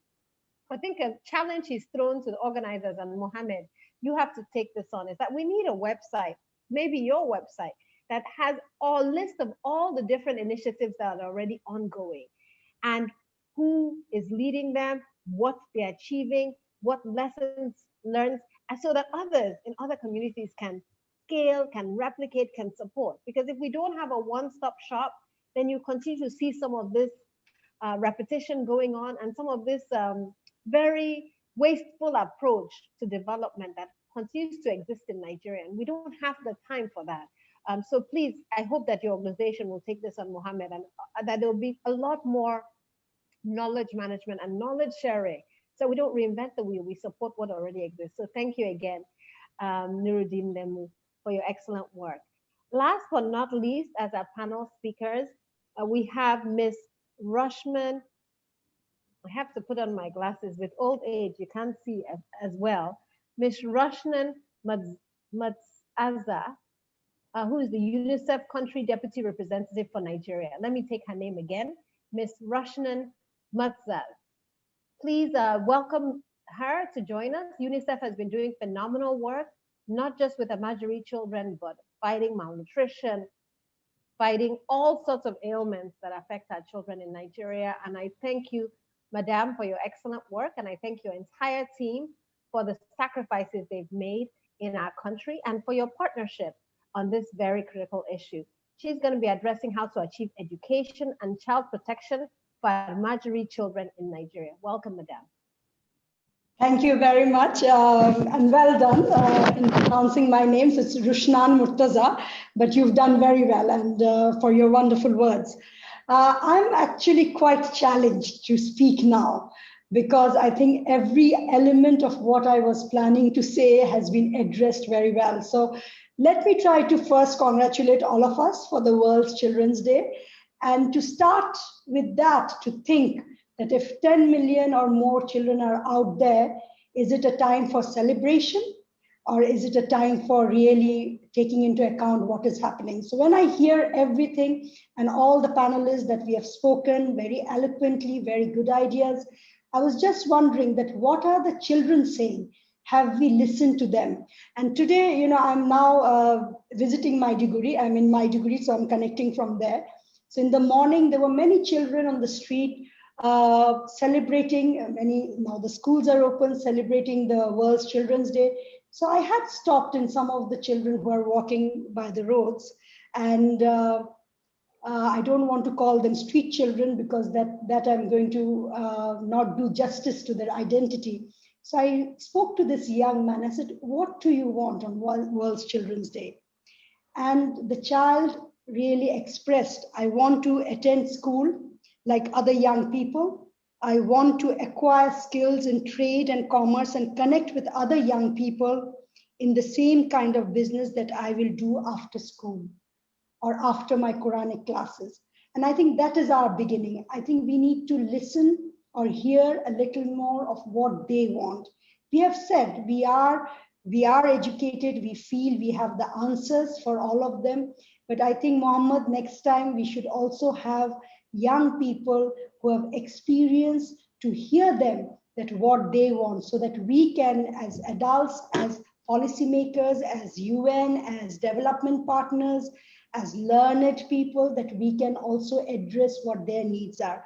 So I will start with, what UNICEF is doing as far as child protection and education is concerned. But as I've started, what Mariam also said, that about the skills, that young people are yearning for skills. And these Al-Majiri children, particularly while we are focusing a lot on their education, their formal education, their Quranic education, integrated Quranic education, one other area that we need to focus furthermore is what they want, the skills that they need. And these young people and these Al-Majiri children, or the children on the street, till we can keep their dreams alive, that's where we can make a difference. And they have dreams. So I was impressed when these young people said that, but they have been, I would say, looted of their dreams very early. They are not educated, many of them, as we have been mentioning. So what kind of skill sets can we provide them? And here I come with another element where we have spoken about multi-sectoral partnership, that we need to bring, it's a calling for all of us, but we need to bring the private sector on board as well. Because the skill sets that we are talking about, the entrepreneur skills, the job market that we would want them to transition to, it can only happen when we can have partnership also with private sector, and we have a holistic understanding what is the need in the community, what is the need that they have. These children, all of them want to acquire business skills, but then so that they can better prepare. And that is what the vision of the country is also, that if we are having these young people, they are not of tomorrow, they are today, and we need to give them the skills so that they can make that transition. Generation Unlimited, this is a platform that is being facilitated by multiple partners, facilitated by UNICEF, where we are aiming to bring young people, particularly also Al-Majri children, with a focus on building their skills. This is not about UNICEF funding, as Mariam was also mentioning. There are many programs that are happening. How do we bring all these programs together so that we have a holistic idea, a holistic energy through this Generation Unlimited platform to address the Al-Majri children with the skills that they need, with private and public sector partnership.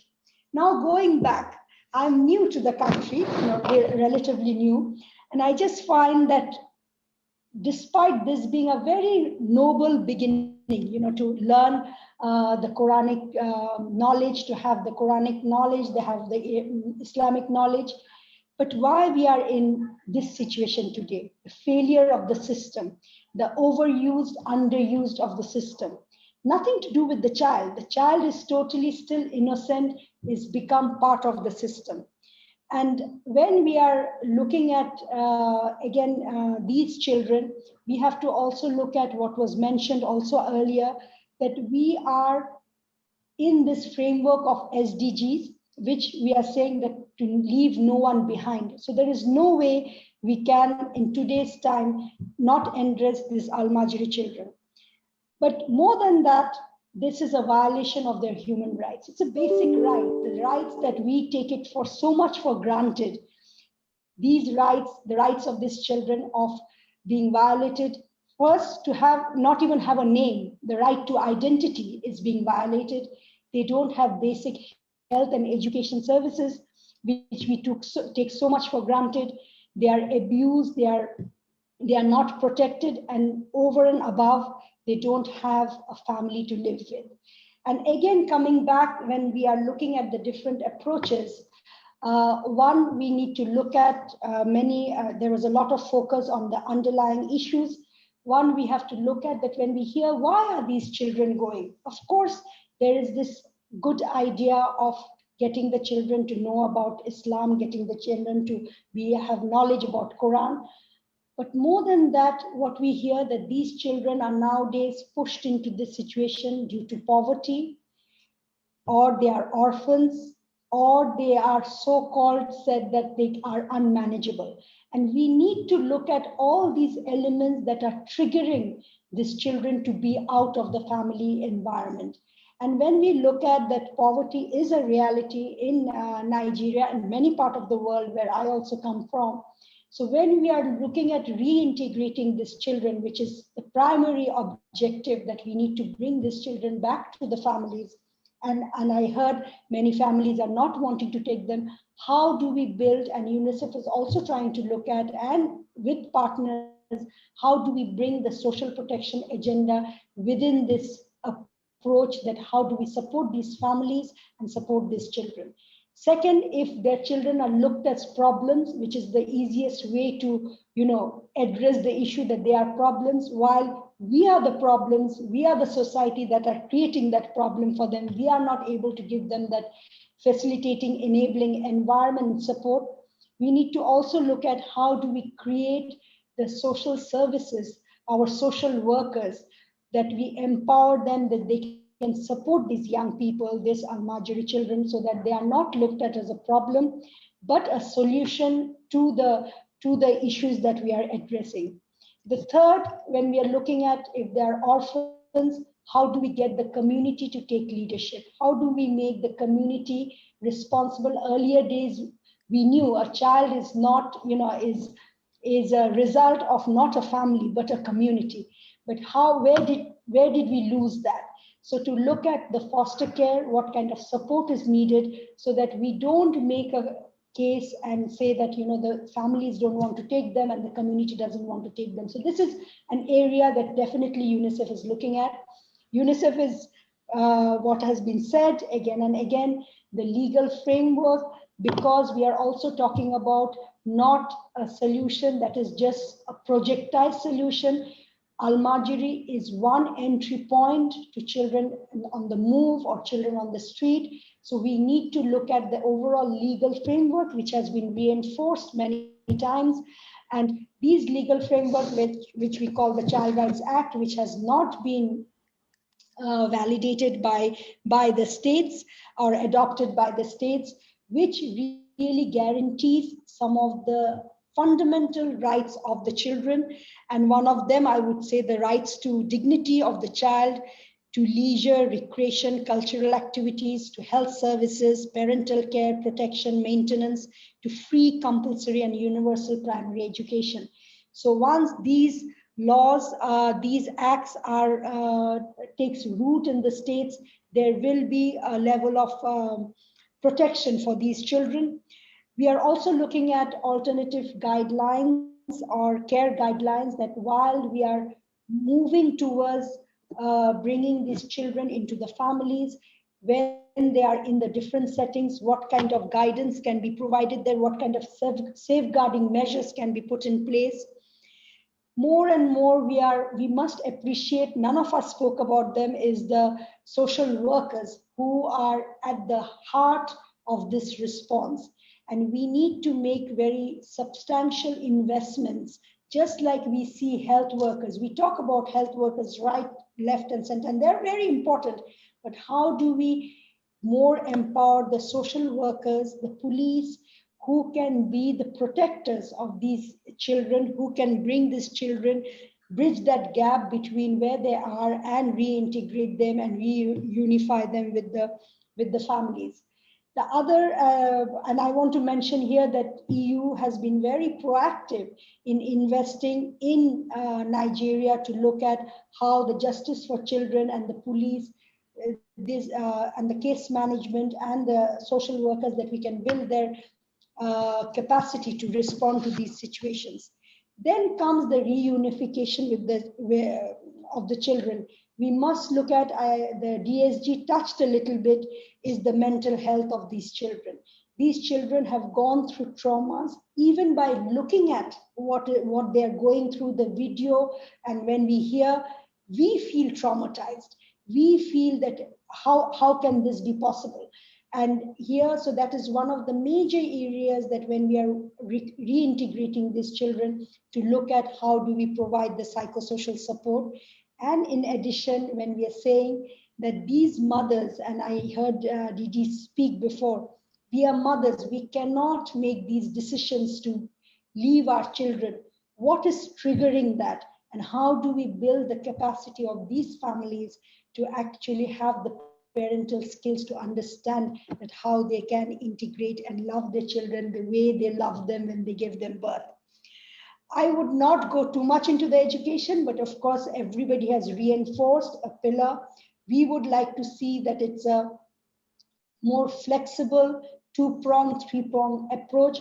The ideal situation is to have catch-up education, accelerated education, to bring them to formal education. But as was mentioned earlier, that formal education itself is having a lot of challenges. So while we do that, we also look at the Quranic education. How do we integrate the literacy and numeracy into the Quranic schools so that these young people still get an opportunity? And the most important that we should go beyond the physical structure of education and find more multiple ways that how children can learn wherever they are. It's a continuous learning, it's a community learning, it's not only a school-based learning. I think I've taken a lot of time, and a lot of colleagues who are, and a lot of friends who are online. They've been online since 11. So I would just like to leave it here, but just want to say that we need to have a holistic approach. We need to have a child-centered approach. We need to listen to what Al-Majri children are wanting, and we want to also listen to the street children of Nigeria. Over to you, my dear. Thank you very much. Thank you so much, Ms. Roshnan. Thank you for those excellent remarks. Thank you for making it so real. Even from your conversation with the kids this morning, just reinforced how critical this issue is. They have dreams. We need to ensure that they achieve their dreams. So please join me in thanking Ms. Roshnan and the entire UNICEF team for the excellent work, for the passion, for the dedication, for the vision, and for serving as a convener and a collaborator to so many of us in this difficult but critical work. So thank you for your good work. And I'm sure you have a very fulfilling time in Nigeria. We're delighted to have you in our country. So I'm going to round up this panel and thank all of you for the excellent remarks that you've given and the insights that you've shared. My work is done here. I think the final part of our discussion today is the closing remarks. But as I close, I've learned a lot, and I'm sure all of you have. I regret that we couldn't take all the questions and the comments, but the chats have been so rich. I've learned from the participants who have been chatting and sharing their perspectives, sharing their emails, sharing their good work. So thank you to all of you. I want to thank the excellent, excellent panel. And I think Mohammed deserves a lot of credit for his great work in pulling this panel together. And I'll end with my favorite quote. It's my mantra. Yes, I was going to pass on the closing remarks, but I want to end my section. Yes, go ahead. Yes, there is the office of the GG Governors Forum is supposed to make the closing remarks, so he's standing by. No, he's making the closing remarks. I'm closing the panel. Okay. I was invited to moderate the panel. Okay. I wasn't invited to MC the whole event. So I'm going to close out by sharing my favorite quote, which I think really resonates with everything our panelists have shared. It says, if I tell you my dream, you might forget it. If I act on my dream, perhaps you'll remember it. But if I involve you, it becomes your dream too. And this has been my mantra in 2020. The need for us to involve everyone in our dream. And our dream is that we should have no street children. We should have no Al-Majri children, no children who are displaced. And that's our dream. Many of us can't wait for 25 years. We want that dream achieved in 10 years or 5 years or next year. And so I want to thank all of the panelists for their excellent work and their excellent remarks. And at this point, I want to invite, and I unfortunately have to bow out because I have another speaking engagement. But at this point, I'm going to invite a wonderful, wonderful leader who has done great work with the Governors Forum, Mr. Ashashna Okaro, who is the Director General of the Governors Forum. Please join me in welcoming him for the closing remarks. And once again, thank you for this wonderful opportunity and congratulations to Mohammed and the entire team. Thank you very much. Thank you very much. Good afternoon, everyone. My name is Hawa Haliru. I'm representing Mr. Okaro, the DG of Nigerian Governors Forum, who is unavoidably absent as it is. But he sends his well wishes to the organizers and also is applauding them for organizing this wonderful conversation, which is around the Child Rights Act and the Al-Majri system. We thank the organizers for inviting the Governors Forum to this important discussion. And we pledge our support, to continue to work with the states at the subnational to ensure that the Child's Rights Act, which is yet to be passed by some of the northern states, are actually passed in the nearest future. And this is in the interest of the children and their future. So we are working together to ensure that the act, which contravenes a lot of the Child's Rights Act, as regards to the Al-Majri system, it's passed so that their future is secured. The distinguished speakers have talked about the system, its root causes, the need for policy reforms, the need for collaboration and stakeholder engagement, the need for data collection, and there's so many initiatives already taking place by different organizations, and the touching video that Mohammed shared with us. The forum is indeed committed to working with all stakeholders to achieve the desired results at the subnational level. The system of the Al-Majri has significantly contributed to over 10 million out of school Nigerian children. This is really not acceptable. Anything is indeed better than this system, and it is at the heart of the governors and they are determined to ensure that the system is sanitized and that reforms are brought to ensure that that these children are not left out of school and that they're being catered for. This conversation must continue. There's still a lot of stakeholder engagement that must happen to bring the issues around the Al-Majri system to a closure. The Governors Forum is ready and willing to work with all stakeholders to arrive at the best solution for the Al-Majri system. We thank you all for organizing this wonderful event and the conversations around it. And I hope that this conversation will continue and our offices are open to any organization that is willing to partner with us to drive this initiative or the reforms around the Al-Majri system and the Child's Right Act. Thank you very much once again for inviting us. Thank you very much, Hawa,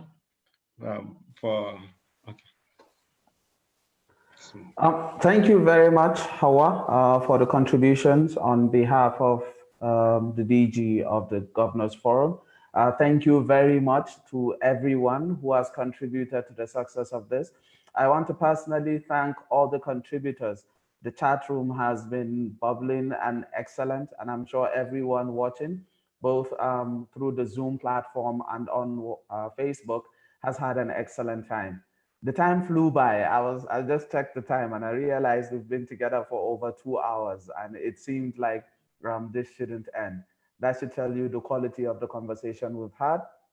And I'm sure a summary of comments and contributions is going to be made available to all contributors after this. I want to personally and collectively, on behalf of all the organizers, the Al-Majri Child's Rights Initiative, UNICEF, the EU, the UN, and everybody who is here say that we thank the DSG, the Deputy Secretary General of the United Nations, for taking her time to contribute to this important conversation and to also commit to following up on the outcomes of the discussion. I want to thank the Ambassador of the European Union delegation to Nigeria and ECOWAS for his timely comments and contributions to this conversation. I want to thank Dr. Usman Bugaje for giving us a holistic overview of what is going on in the interventions and the group work that is going on. Of course, it takes a village, and it is collaborative work that will resolve this. I want to thank Mrs. Mariam Weiss, Special Advisor to the President on Social Investments, for giving us a rundown of what is already going on and all the plans that are in place to continue moving forward. I want to thank Deputy Representative of UNICEF, Ms. Rushnan Murtaza. Thank you very much for your concise contributions. I want to thank, of course, our board chair, Sheikh Nuruddin Lemu, and another member of the board, Mr. Frank Nweke Jr., or the second, as we call him. I want to thank deeply Ms. Ndidi Nwuneli for moderating the panel conversation, and to once again say thank you, thank you, thank you. On behalf of the Al-Majri Child's Rights Initiative, we say a huge thank you to everyone, and we pledge to continue this conversation over the many days, weeks, and months, and to share the contributions that have been made. Finally, I want to thank everybody who has been part of organizing this, from the UNICEF team and the people in the EU who have worked with us, Esme, Amandine, Loke, Mohammed, Latif. If I'm forgetting someone, it's not because, am I forgetting anyone, Mohammed? Please just remind me before I. Godwin, Fidelia, Hadi. Godwin, Fidelia, Hadi, and everyone. Thank you very much. Thank you very much for all the work that has gone into ensuring that we had an excellent conversation.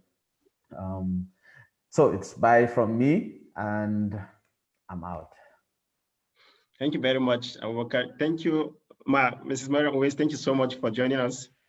And regards from the Vice President. I'm so sorry.